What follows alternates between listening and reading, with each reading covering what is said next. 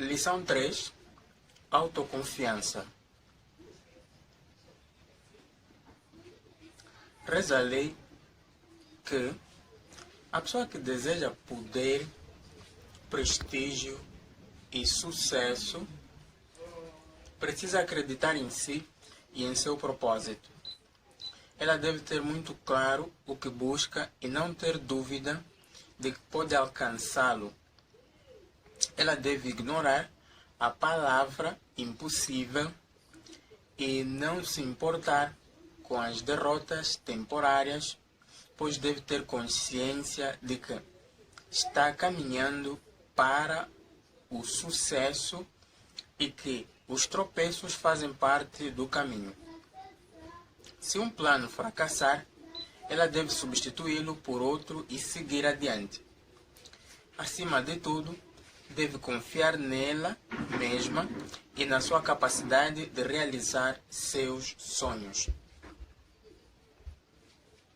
As pessoas têm apenas uma leve ideia das possibilidades que dormem dentro delas e que apenas esperam para ser despertadas. Elas nunca terão concepção verdadeira dessas possibilidades se não desenvolverem uma autoconfiança superior ao plano das influências vulgares do ambiente em que vivem. E não há, entre as forças humanas, uma tão capaz de libertar essas possibilidades quanto o princípio da autossugestão. Por ignorar a forma de funcionamento desse princípio, a maioria de nós o usa de tal modo que ele se transforma em um obstáculo em vez de um elemento de auxílio. Pense, por exemplo, no que acontece com o vendedor que não possui a confiança necessária em si ou no seu produto. O que acontece quando ele aborda um cliente em potencial? O cliente sentirá sua falta de confiança e, devido ao impacto que ela terá sobre ele, dificilmente acabará realizando a compra. Ou seja, os pensamentos do próprio vendedor irão sabotar seu desejo. Isso acontece em inúmeros segmentos da vida e justifica a importância de desenvolver as qualidades que lhe dão a autoconfiança necessária para expor o melhor que há em você. Este capítulo irá ajudá-lo a compreender o princípio da autossugestão e, dessa forma, dominar o medo e a insegurança, adquirindo a autoconfiança necessária para realizar seu propósito definido.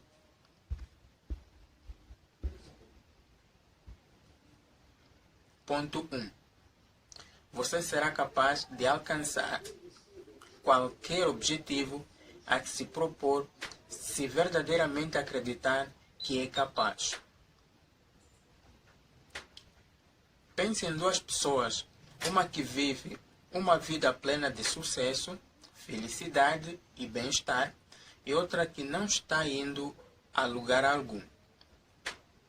Analise as atitudes de cada uma delas minuciosamente e você verá que aquilo que as separa é bastante óbvio: autoconfiança. Talvez você se lembre da primeira lição e esteja se perguntando: essa distinção não era o propósito? Sim, exatamente. Mas uma pessoa sem autoconfiança dificilmente definirá um propósito apropriado. A pessoa que avança na vida acredita em si e completa seu desejo com ações tão dinâmicas e agressivas que ninguém duvida de que ela realmente seja capaz de alcançar seus objetivos. Sua autoconfiança é contagiosa, persuasiva e, por seu intermédio, atrai outras pessoas que querem estar ao lado dela. Por outro lado, a pessoa que não avança na vida revela claramente pela emoção expressa no rosto, pela postura do corpo, pela falta de ânimo no caminhar, pela incerteza das palavras, que não confia em si mesma. Por isso, dificilmente definirá um propósito. E quando o fizer, dificilmente atrairá outras pessoas para perto dela, a não ser que mude de atitude.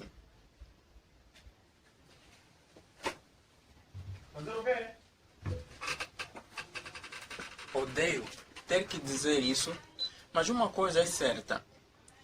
Ninguém estará a fim de investir em uma pessoa que não aposta em si mesma.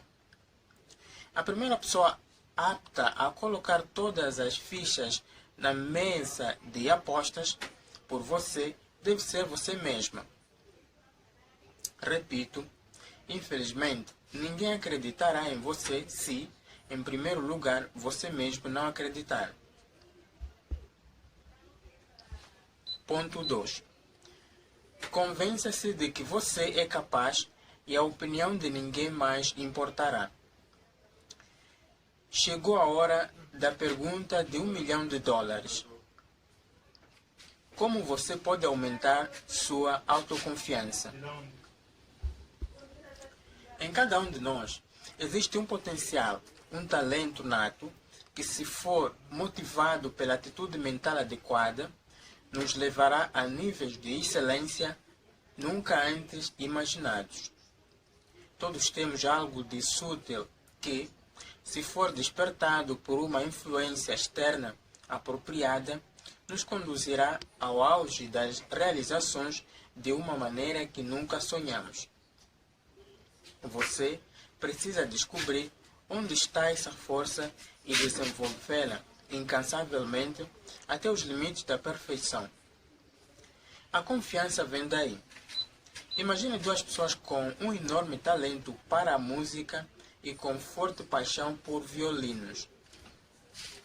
Uma delas, desde cedo, dedicou-se com entusiasmo e disciplina para desenvolver a arte de tocar o violino com a maestria.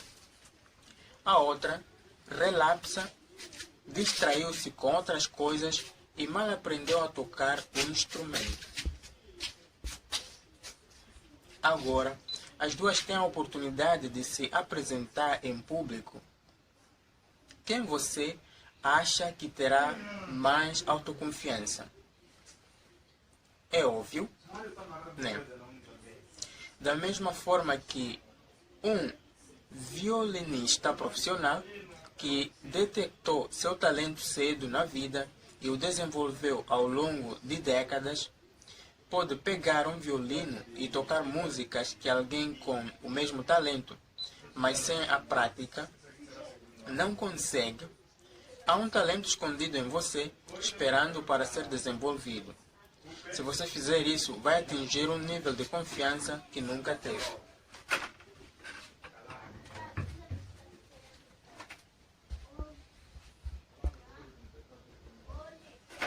Esse talento é sua base mais firme. Se você descobri-lo, estimulá-lo e atuar sobre ele por tempo suficiente e da forma certa, alcançará níveis extraordinários de excelência. Entenda que ninguém é bom em tudo. Escolha uma coisa e pratique-a, até se tornar o melhor do mundo nela. Você não acha incrível que pessoas sem expertise alguma queiram subir a níveis elevados de sucesso? Isso é muito difícil de acontecer. Sucesso, prestígio e riqueza sempre têm uma base sólida que os sustenta. Em geral, essa base é um talento muito bem desenvolvido. E, então, eu lhe pergunto, qual é seu talento? Você já o desenvolveu? Qual é sua expertise? No que você é melhor? Acho que é importante introduzir a palavra talento com um pouco mais de profundidade. O que exatamente significa talento? Talento é aquela habilidade que você possui de exercer determinada atividade com uma facilidade maior do que grande parte das pessoas à sua volta. Pense naquilo em que você sempre foi naturalmente bom. Ao praticar essa atividade, você se sente confortável, tranquilo e seguro, mesmo antes de ter muito conhecimento técnico e uma prática considerável. Na medida em que você for aprimorando esse talento com conhecimento, técnica e prática, estará extraindo o melhor de si. Além de se tornar bom nisso, vai obter satisfação, prazer e sentido nessa atividade. A receita do sucesso é descobrir essa atividade, torná-la a base sobre a qual você definirá seu propósito de vida e depois desenvolvê-la. Por exemplo, você identificou que seu talento é a música. Você ama a música, tem facilidade em aprender a tocar guitarra, consegue tocar 15 horas todos os dias, 7 dias por semana e não enjoa. Se você definir ser um guitarrista profissional como seu propósito, é só praticar, não temer o erro. Vimos que Henry Ford, ao longo da vida, acumulou mais riqueza do que qualquer outro contemporâneo seu. Ford, assim como seus colegas, tinha um nível escolar baixo e nenhum capital para investir. Mesmo assim, alguns anos mais tarde, centenas de profissionais, muitos com inteligência, conhecimento e educação superiores aos dele, trabalhavam para Ford por salários insignificantes. Por quê? Ford tinha sua confiança baseada em seus pontos fortes e isso nenhum tipo de ensino ou educação formal pode nos dar. Mas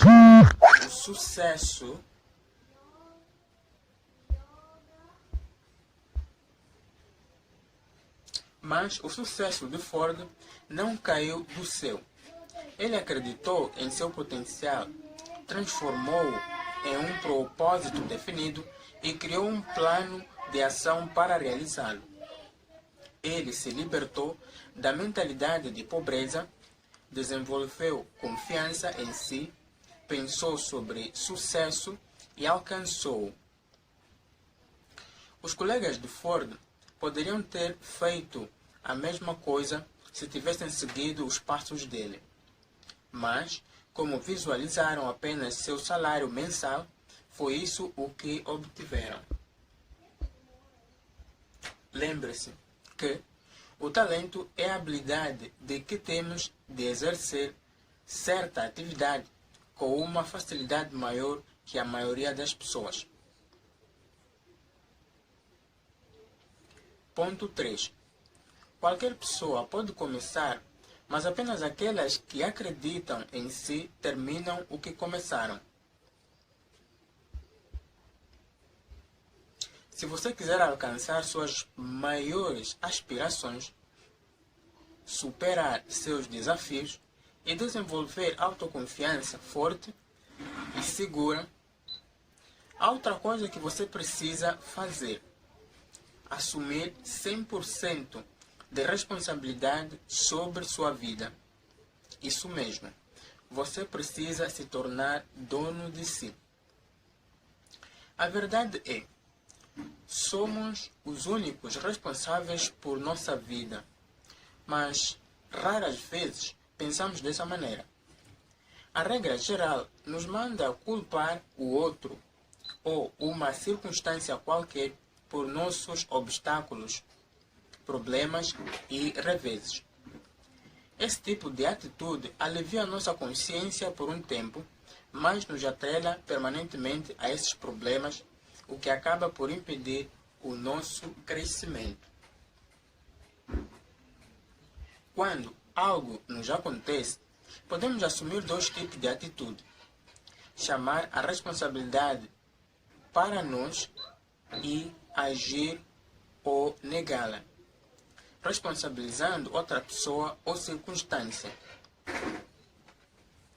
Quando negamos nossa responsabilidade, quando culpamos outra pessoa, Deus, o destino, a sorte ou uma circunstância qualquer, colocamos-nos em uma situação de vítima.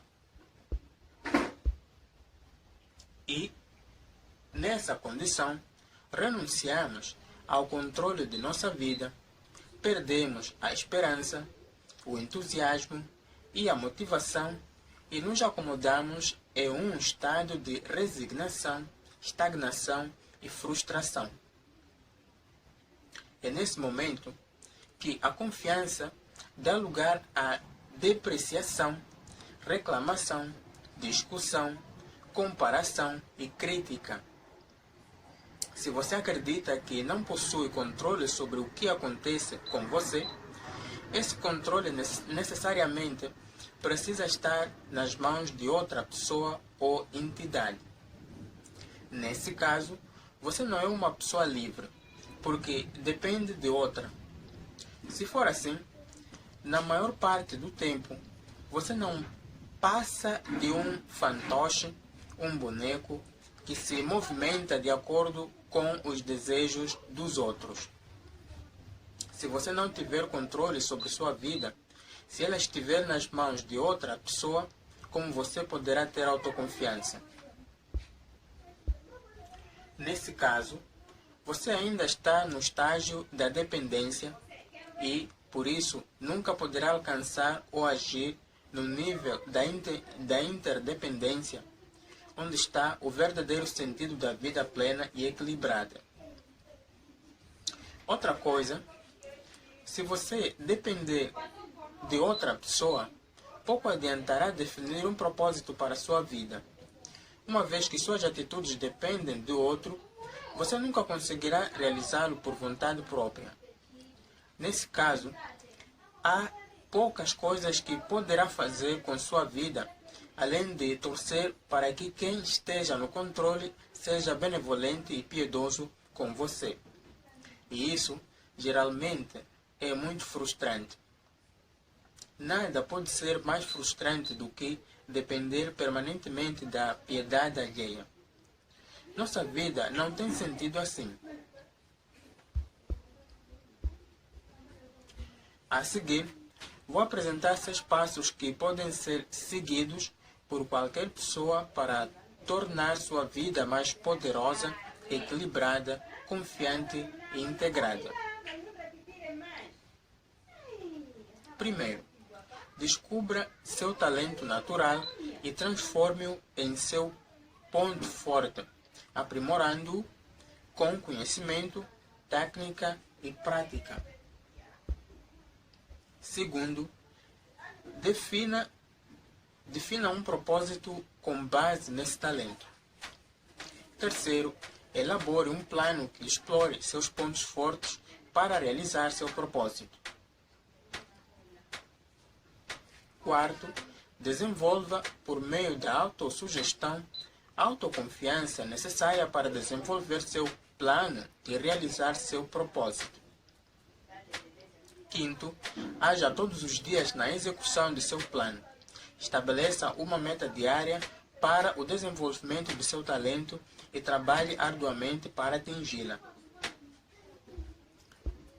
E sexto, forme uma mente mestra poderosa em torno do seu propósito definido. E lembre-se, nada pode ser mais frustrante do que depender da piedade alheia. Ponto 4. Quando abrirmos a porta que leva ao poder armazenado dentro de nós, encontraremos um potencial que fará empalidecer todas as outras descobertas do passado e do presente. Esse tipo de dependência da qual acabamos de falar é muito mais comum do que se imagina. Muitas pessoas talentosas, com habilidades extraordinárias, sentem-se dependentes de outras pessoas ou circunstâncias a vida inteira. Quando isso acontece, em vez de autoconfiança, entusiasmo e ação, reinam o desânimo, a frustração e a impotência, muitas vezes culminando no trágico estado de depressão que quase sempre segue essas emoções. Essas pessoas reagem durante toda a vida conforme seu condicionamento. Vivem em razão de suas condições e matam sua capacidade de mudar.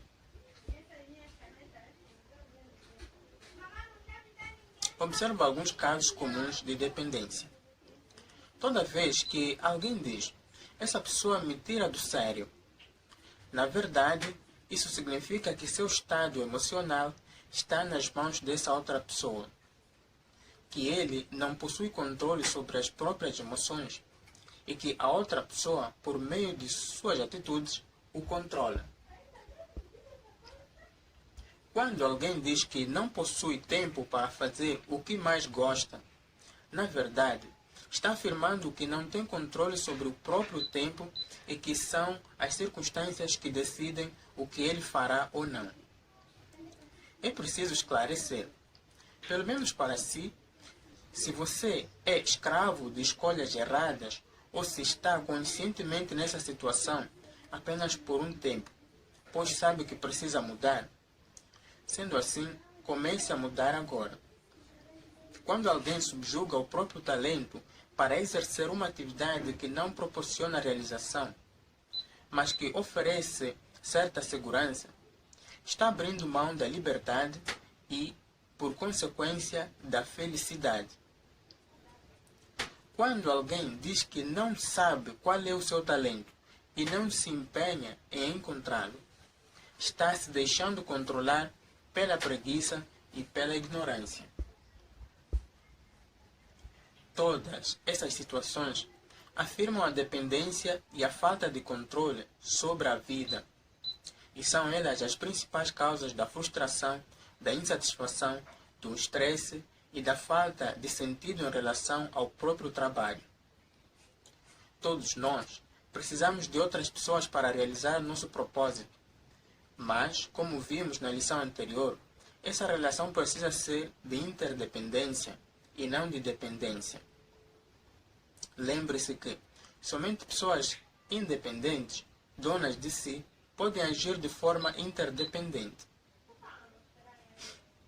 Você sabe que precisa do poder pessoal de outros indivíduos para realizar o seu propósito, mas sabe também que eles precisam do seu poder pessoal para realizar o deles. Precisar, contudo, não significa depender.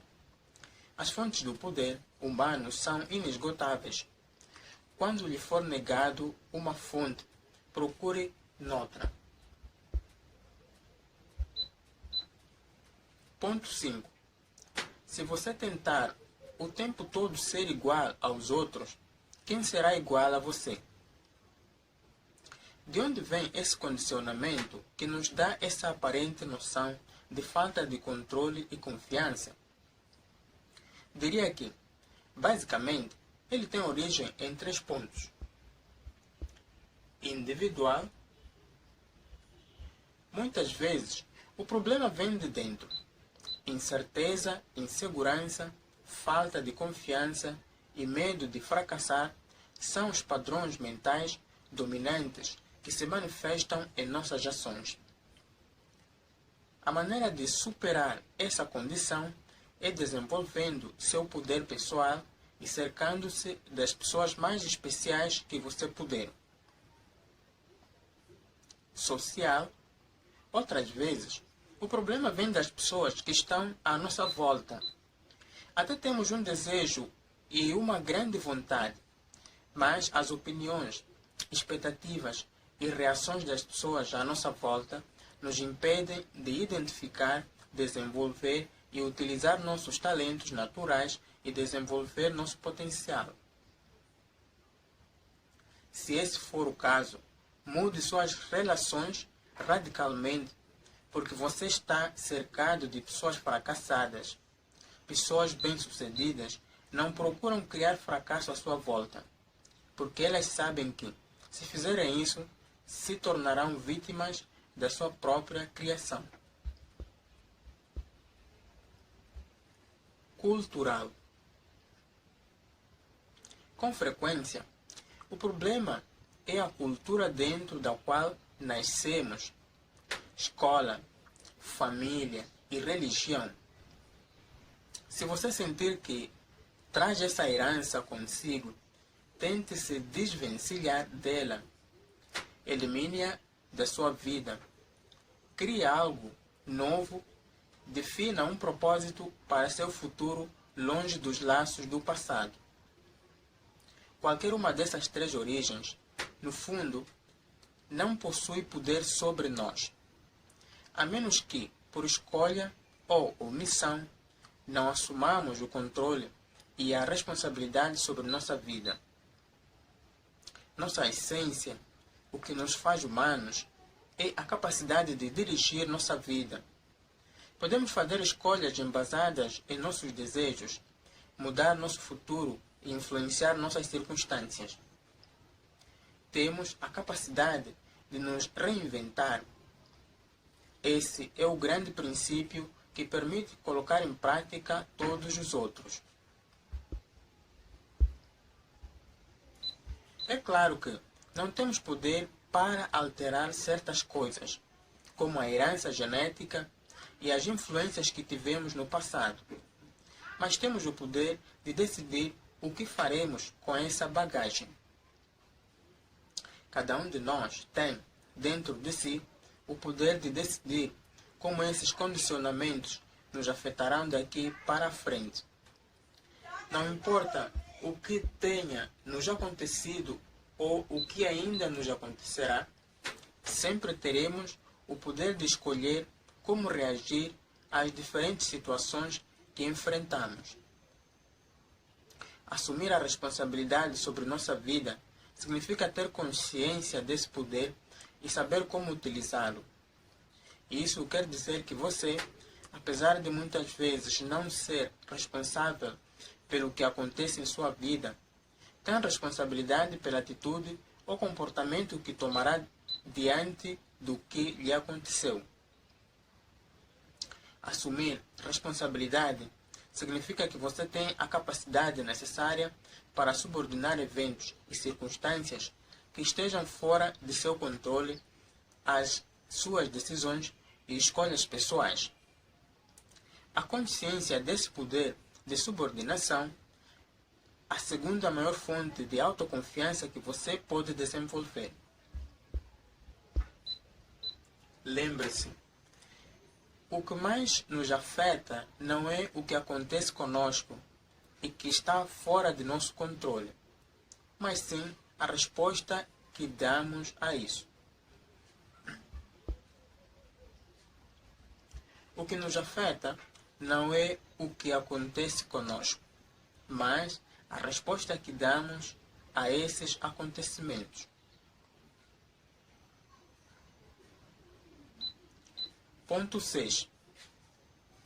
Não há nada mais trágico ou mais comum do que a inércia mental. Para cada 10 pessoas fisicamente preguiçosas, existem 10.000 mentalmente estagnadas. Autoconfiança não é o mesmo que um mero pensamento positivo ou uma atitude positiva em relação à vida. Usar roupa branca, comer lentilhas e fazer um pedido na virada do ano, acreditando que isso lhe trará fortuna nos meses seguintes, até pode ter seu valor, mas isso não implica autoconfiança. Da mesma forma, sorrir o tempo todo e esperar sempre o melhor da vida não tem nada ou muito pouco a ver com confiar em si mesmo. A autoconfiança é um sentimento mais profundo que brota da percepção e da compreensão que temos da vida. Ela surge da maneira como vemos as coisas à nossa volta. Não no sentido visual, mas em termos de percepção, compreensão e interpretação do que vemos. Por exemplo, se você possui a convicção de que não tem controle sobre os resultados que obtém, sua percepção, compreensão e interpretação serão de vitimização e de dependência. Quando acreditar que a culpa não é sua, acabará não assumindo responsabilidade e não dando a resposta adequada. Nesse caso, você pode até agir de maneira positiva, pode sorrir e dizer que a vida é assim mesma. Seu pensamento e sua atitude estarão sendo positivos, mas será que você poderá dizer que está sendo autoconfiante? Certamente não. Então, o que é autoconfiança? É ter uma convicção segura de que podemos agir sobre as circunstâncias e muitas vezes torná-las nossas aliadas. É ter a convicção profunda de que a escolha final é sempre nossa e de que podemos fazê-la de maneira que sempre nos beneficie.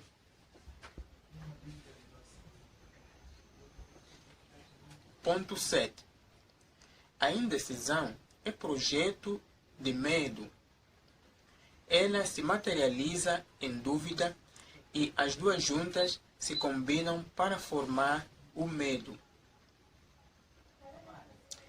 É muito importante que você entenda isso. Autoconfiança, na verdade, é uma convicção. Nossas convicções são inseparáveis de nossos resultados. Elas são fonte de nosso comportamento e atitude. Elas definem a forma como nos relacionamos conosco, com os outros e com as circunstâncias à nossa volta. Elas são as lentes que definem o modo como vemos o mundo. O que vemos sempre está muito mais interligado com nossas convicções do que com a própria realidade. A realidade não é como a percebemos. Nós a percebemos da forma como somos.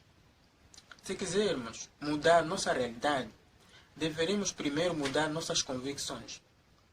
Ter consciência desse processo nos dá controle absoluto sobre a realidade e nos enche de autoconfiança. Por isso, todo processo de mudança externa começa necessariamente dentro de nós.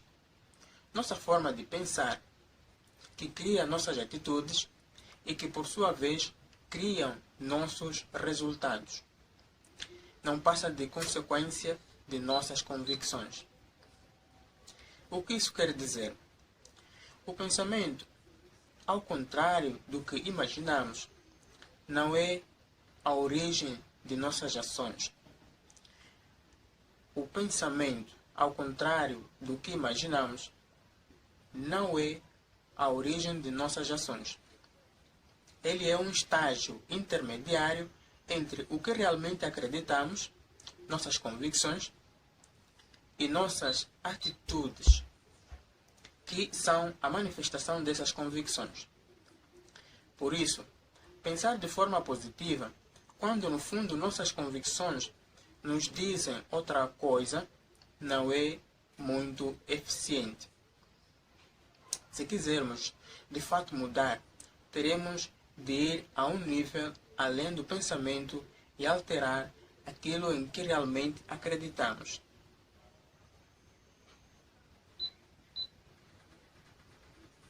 A influência de nossas convicções mostra por que o poder pessoal sempre vem antes do poder coletivo. Mostra também que é inútil querer criar poder pelo esforço organizado de um grupo de pessoas, se não produzimos uma quantidade razoável de poder pessoal alinhando nosso comportamento, nossas atitudes e nossos valores há um profundo senso de responsabilidade sobre a vida. Não há como criar relações consistentes e sólidas sem uma base pessoal igualmente consistente e sólida. Não há como criar relações consistentes e sólidas sem uma base pessoal igualmente consistente e sólida. Como vimos no capítulo anterior, o processo de construção da mente mestra passa por 3 estágios: dependência, independência e interdependência. Vimos também que as pessoas dependentes são controladas por seu condicionamento mental. Elas são um produto do meio em que cresceram e vivem. Sua atitude é passiva. Vimos também que as pessoas dependentes são controladas por seu condicionamento mental. Elas são produto do meio em que cresceram e vivem. Sua atitude é passiva. Enquanto não assumimos responsabilidade absoluta sobre nossa vida, permanecemos no estágio da dependência e nossa autoconfiança será restrita. Já as pessoas independentes possuem controle sobre seu condicionamento mental e criam resultados a partir do esforço individual. Já as pessoas independentes possuem controle sobre seu condicionamento mental e criam resultados a partir do esforço individual. O controle sobre seu condicionamento lhes dá poder de ação, libertando-as da posição passiva das pessoas dependentes. Elas desenvolvem um considerável poder pessoal para alcançar seus objetivos. Sendo assim, quanto maior seu poder pessoal, maior será seu nível de independência e mais autoconfiança você terá. Quanto maior sua autoconfiança, mais facilmente terá relações interdependentes, que são a maior fonte do sucesso.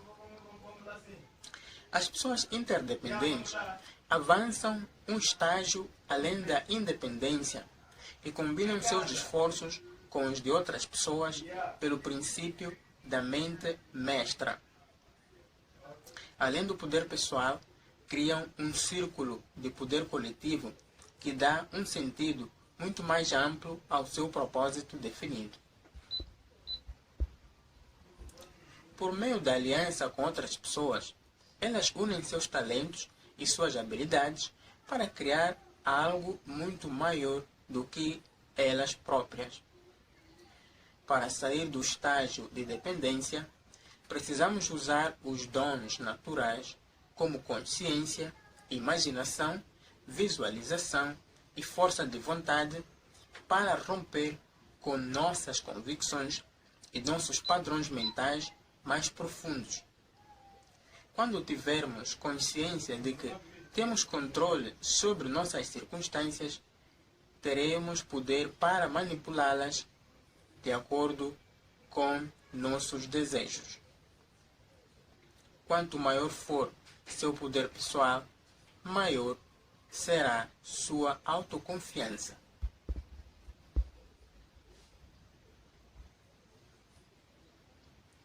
Ponto 8.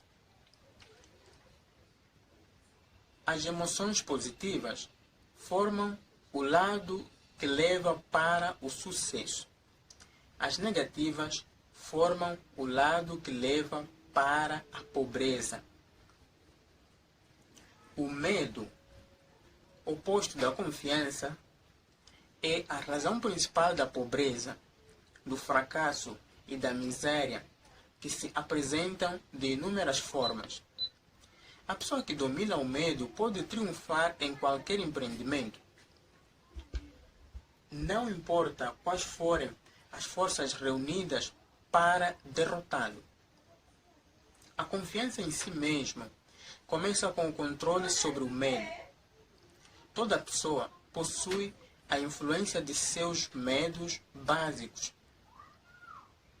Dentro desses medos principais, podem ser agrupados os menores, eis os 6. O medo da pobreza. Apesar dos inúmeros discursos que desprezam a riqueza, poucas coisas na vida causam mais problemas. Humilhações e sofrimento ao ser humano do que a falta de dinheiro. Assumir isso como uma verdade exige coragem. Apesar dos inúmeros discursos que desprezam a riqueza, poucas coisas na vida causam mais problemas, humilhações e sofrimento ao ser humano do que a falta de dinheiro.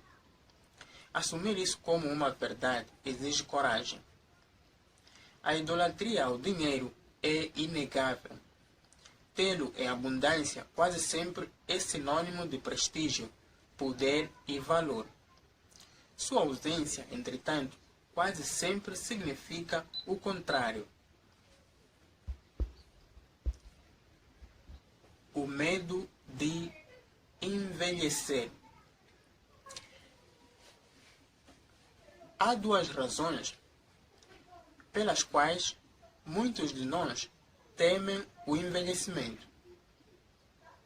Primeiro, uma tem raízes no medo da pobreza. Aos olhos do jovem, o envelhecimento na pobreza sempre é assustador. Segundo, a segunda tem sua origem na idolatria da força e do poder que residem na juventude.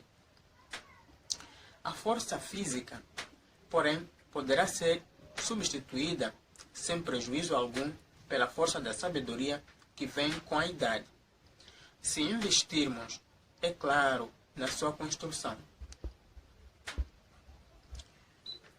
Medo da crítica. Somos seres profundamente impactados pelo medo da opinião alheia. Muitas vezes, deixamos de planejar e executar por medo do que os outros possam pensar ou falar. Esse medo, porém, é mais absurdo. Ele se apresenta de várias formas, das quais a maioria é de natureza insignificante, trivial e até mesmo infantil. O medo da rejeição. Muitas vezes somos atribulados pelo medo de perder o amor de alguém, principalmente o da pessoa amada.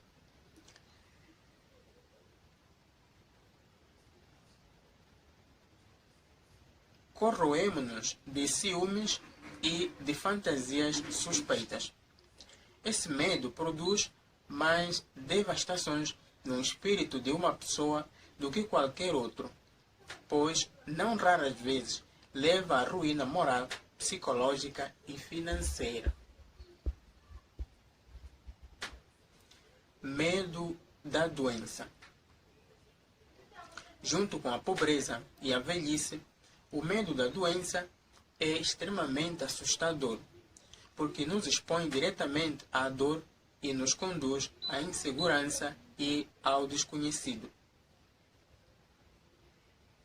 Medo da morte. Para muitos, o momento da morte parece ser uma preocupação que os acompanha a vida inteira, menos quando essa hora realmente chega. É inútil se preocupar com a morte, uma vez que a única certeza que temos é de que ela é inevitável. Cada um de nós, quando chega à idade do discernimento, é subjugado por um ou mais desses 6 medos básicos. Todos eles estão localizados no campo das preocupações. Por isso, o passo inicial para eliminá-los é identificá-los, observar como eles se manifestam e como os alimentamos. O passo seguinte é agir, apesar do medo, em busca da realização do nosso propósito. Somente a ação pode nos libertar do medo, mas para agir, precisamos assumir responsabilidade sobre nossa vida.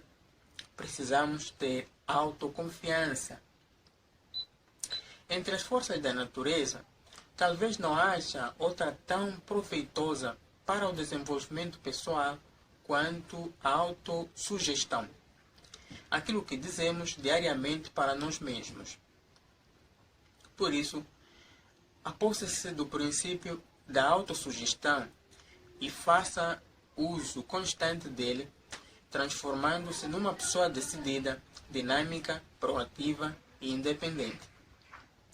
Comece por copiar este texto, memorizá-lo e recitá-lo durante 60 dias, 3 vezes ao dia, refletindo sobre cada verso.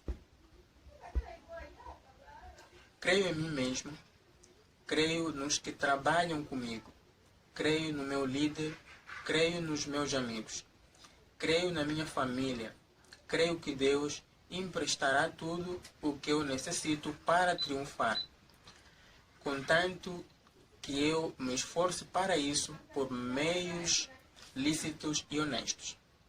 Creio nas orações e nunca fecharei meus olhos para dormir sem antes pedir a divina orientação, a fim de ser paciente com os outros e tolerante com os que possuem crenças diferentes das minhas. Creio que o sucesso é o resultado do esforço inteligente e não depende de sorte, de magia, de amigos duvidosos, de companheiros ou do meu chefe. Creio que tirarei da vida exatamente o que nela colocar e, assim sendo, serei cauteloso quanto a tratar a outros como quero que eles me tratem. Não caluniarei aqueles de quem não gosto. Não diminuirei meu trabalho por ver que outros o fazem. Prestarei melhor serviço de que for capaz, porque jurei a mim mesmo triunfar na vida e sei que o triunfo é sempre o resultado do esforço consciente e eficaz. Finalmente, perdoarei os que me ofendem, porque compreendo que algumas vezes ofendo os outros e necessito do seu perdão.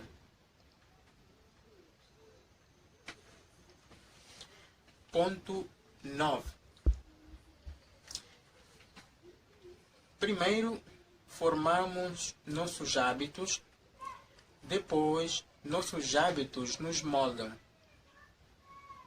Basicamente, todas as nossas atitudes se enquadram em 2 campos: o das preocupações e o da influência.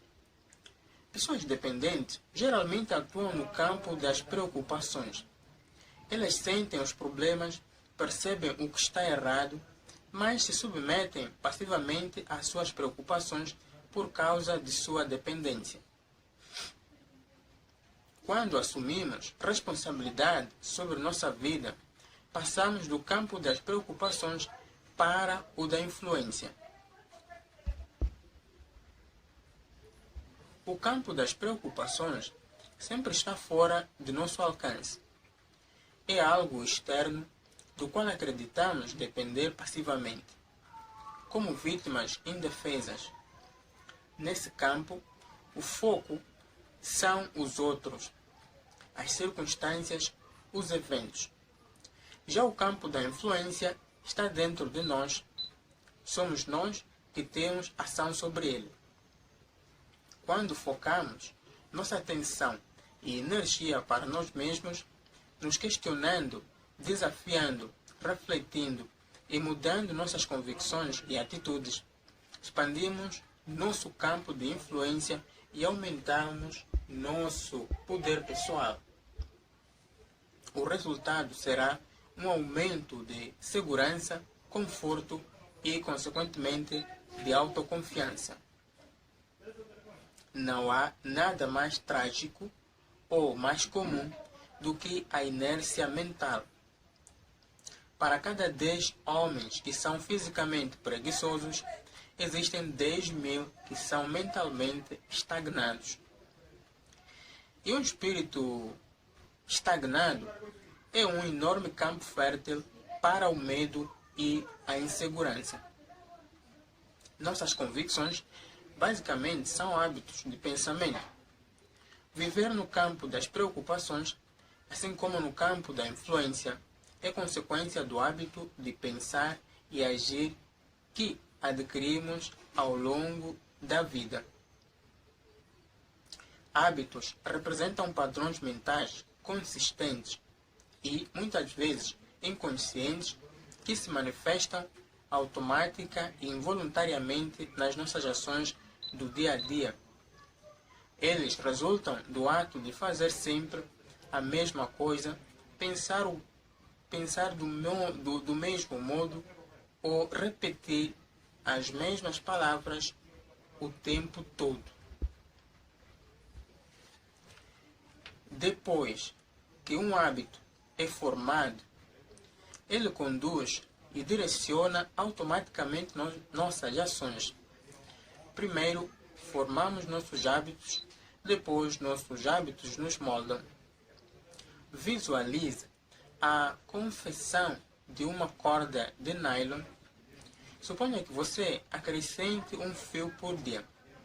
Apesar da fragilidade de cada fio isolado, em pouco tempo, a corda não poderá mais ser rompida. Nossos hábitos mais profundos são como cordas bem tecidas, difíceis de serem rompidos. Por isso, condicionamentos como o de ter uma atitude passiva, procrastinar, criticar, condenar e culpar os outros não podem ser mudanças de uma hora para outra. É necessário tempo e decisão.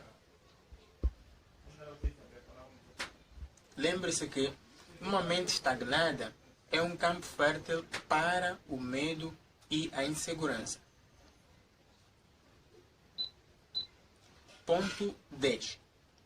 Não gostamos de ser perturbados nas nossas crenças, convicções e preconceitos. Como já falei, existe uma ideia coletiva que diz que somos os resultados dos nossos condicionamentos.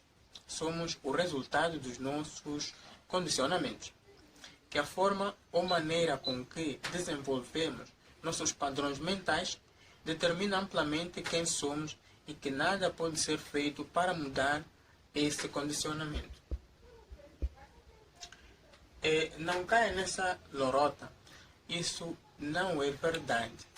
Nossos condicionamentos podem ser rompidos e alterados da forma como desejamos.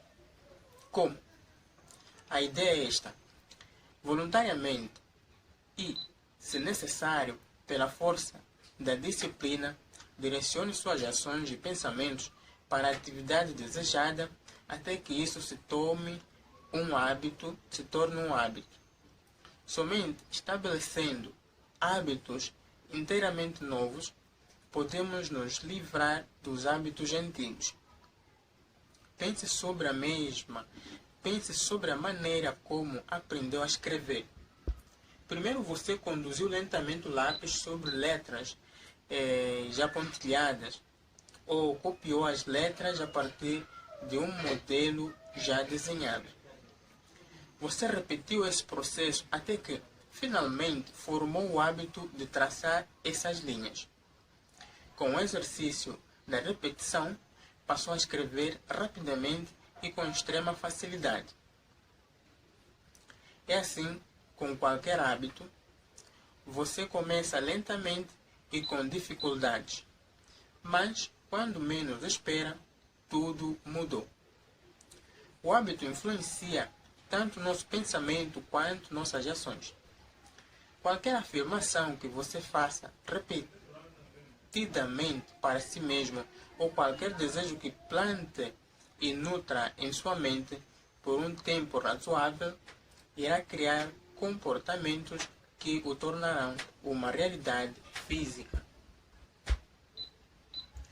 Fiz questão que você entendesse isso, porque o princípio do hábito é a única forma de vencer os 6 medos básicos que nos mantêm distantes da ação que nos leva ao desenvolvimento dos nossos desejos. Por intermédio do medo, criamos o hábito da inércia e da estagnação. Para mudar, temos de usar o mesmo princípio e criar o hábito da ação.